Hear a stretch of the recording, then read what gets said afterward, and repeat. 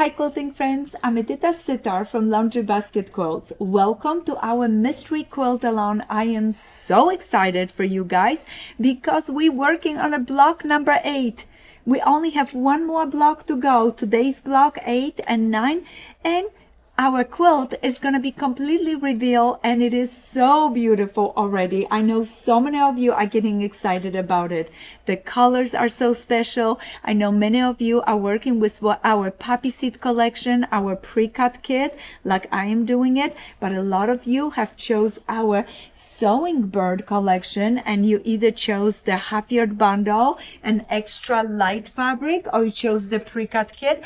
I think that is going to be the next one. I'm going to go ahead and do it. I'm super excited about this quilt.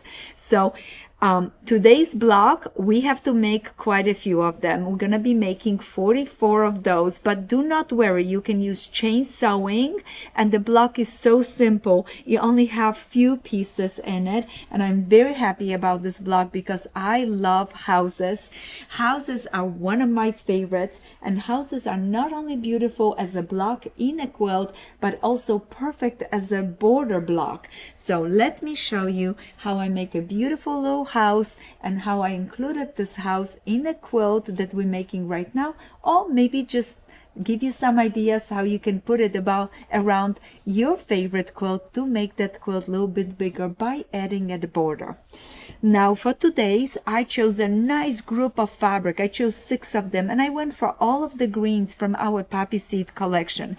Choose a nice bundle. When you have to do 44 blocks, then 11 for each side of the quilt, you could choose 11 different fabrics if you want it. I chose the 6, and I repeat some of the fabrics multiple times.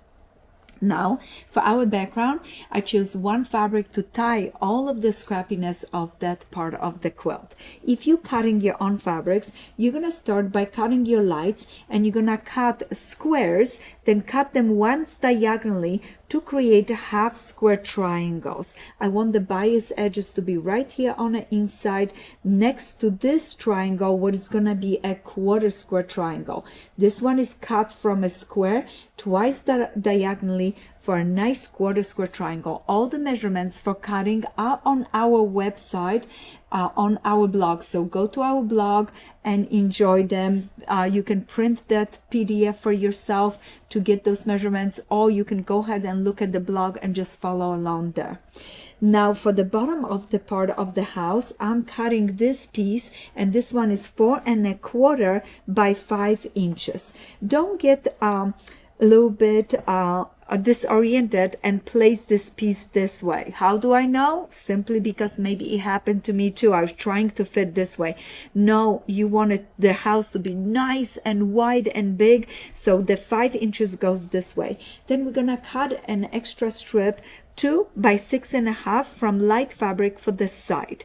We're going to be making houses that we're going to be placing this strip on the left, and we're going to make 22 houses that we're going to make the strip on the right side. You have learned from our previous block to do like a mirror image when you're putting things around the center of the quilt to create a medallion. So with that, remember 22 is going to be on the left and 22 on the right, and that way everything is going to fall beautifully for you in a quilt. We're going to start by creating a flying geese unit for the roof. We're going to place our half square triangle with our quarter square triangle in dark. We're going to match this point exactly, and we're going to stitch. Then we're going to go ahead, press the seam allowance towards the dark and flip it open, and then we're going to move on to place this half square triangle onto this unit. I have one started for you guys. Look how cute it is. So now I just stitched it. All that I'm gonna do is go ahead and trim this little bunny ear. Let me trim it right there. I took that right off, and all that I'm gonna do is press this seam allowance, and this one I'm gonna just push towards the light right there. I can finger press, or I can go ahead and use an iron. Now I'm gonna check this unit. It should be 5 by 2 3/4. So I'm gonna go ahead and check and make sure that it's exactly 2 3/4, 5 here. I do have a little bit of trimming to do. I always pay attention that I don't cut off my points. I make sure that everything is laying nice and even, and I pay attention to the top of my roof that I don't cut off that, so everything lays nice. All right, I trimmed 2 sides, and now I'm gonna go ahead and trim the other 2 sides. I just rotate the piece. Now it's so easy because I have a nice clean edge, and I just matched it right here. 5, this is 2 3/4, and now I'm gonna go ahead, move my scissors out of the way, and trim it. All right, this is beautiful. I love trimming the units. I many times finish a unit, I trim it right away. I just like it because it makes everything so much nicer to match, you know, because if I would have put that roof before, it would have been a little bit too big. So we don't want that.